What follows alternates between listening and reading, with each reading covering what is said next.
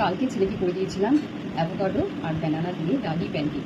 ওর এত ভালো লেগেছিলো, ওকে আমি 2 পিস দিয়েছিলাম, আর ওর এত ভালো লেগেছিলো যে ও আরও খেতে চাইছিল। তো আমি ভাবলাম যে আজকেও ওকে দেওয়া যাক বানিয়ে। তো ও এখন ঘুমাচ্ছে, আমি ওর ইভিনিং স্ন্যাক্সটা রেডি করছি। তো চলো বানিয়ে নিই। আমি ওকে কোনো রকম সুগার দিই না, চিনি তো ছেড়েই দাও, তার সাথে গুঁড়ো দিই না। আমি এই ন্যাচারাল ফ্রুটসগুলোই দিয়েই ট্রাই করতে থাকি, এতেই যা মিষ্টি হয়ে যায়, আলাদা করে কোনো চিনি বা গুড়ের প্রয়োজন হয় না। ডেটসটা দিই মাঝে মাঝে, ঠিক আছে, আগে কয়েকদিন দিচ্ছিলাম প্রায়, তো এখন রোজ আর দিই না। তো মাঝে মাঝে দিই।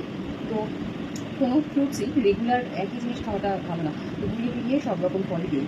তো এতেই যা মিষ্টি হয়ে যায়, আমি তো শুধু ব্যানানা দিয়েও রাগি দিয়ে প্যানকেক বানাই, তাতেই যা মিষ্টি হয়ে যায়, আলাদা করে আর কোনো সুগার অ্যাড করার দরকারই পড়ে না, ঠিক আছে। তো আমি কালকে আর কি অ্যাভোকাডোটা কিনলাম, তো কিছুটা কালকে করেছিলাম আর বাকিটা রেখে দিয়েছিলাম। তো খুব ভীষণ পছন্দ হয়েছে, তো আমি ভাবলাম যে কী করে চলো কালকেও বানাবো আবার। তো বানাচ্ছি আমি। দেখবে ছোটোর থেকে তুমি যেটাই অভ্যাস করাবে সেটাই ওর বাচ্চা কিন্তু খেয়ে নেবে। কারণ ওকে আমি প্রথম থেকেই সুগার ছাড়াই খাবার দিয়েছি, তো ওই জন্য ও খুব একটা অসুবিধা করে না, চিনি ছাড়া মিষ্টি ছাড়া খাবারই খেয়ে নেয়। ইভেন আমারও, আমিও যেহেতু খাই না আলাদা করে কোনো অ্যাডেড সুগার খাই না, মাঝে মাঝে একটু বাইরে মিষ্টি খাওয়া হয়ে যায়, ঠিক আছে। একটা সময় তো একদমই টোটালি অফ করে দিয়েছিলাম, তো এখন আর মাঝে মাঝে একটু খাওয়া হয়ে যাচ্ছিলো, এখন আবার স্টপ করে দিয়েছি। কিন্তু এখন মাঝে মাঝে ক্রেভিং হলেও আমি খাই না আর কি, কন্ট্রোল করে নিই।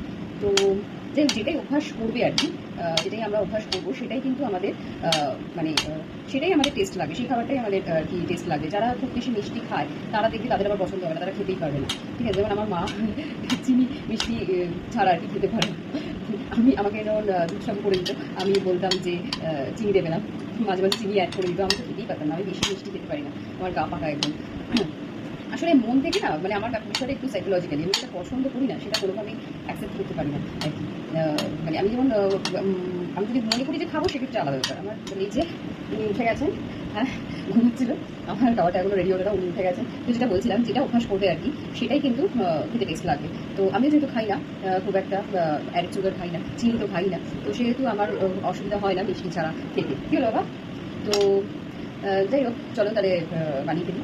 এখানে নিয়েছি আমি অ্যাভোকাডো, ব্যানানা, আর নিয়ে হচ্ছে রাগি, আর বানাবো হচ্ছে আমি এটা কাউয়ের A2 ঘি দিয়ে। এটা আমি রোজিয়ার কোম্পানির কিনেছি, রোজিয়ার কোম্পানিটা হচ্ছে ফ্লাইং লিস্টের কোম্পানি।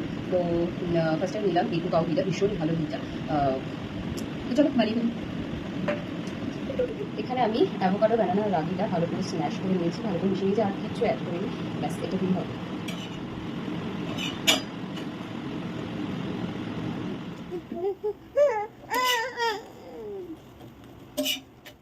রাগি অ্যাভোকাডো ব্যানানা প্যানকেক একদম রেডি হয়ে গেছে। চলো খাওয়া যাক কেমন হয়েছে দেখি। জাস্ট অসাম হয়েছে, তোমরাও ট্রাই করতে পারো। আমাকে কমেন্ট সেকশনের দিকে জানিও যদি ট্রাই করে থাকো কেমন হয়েছে তোমাদের।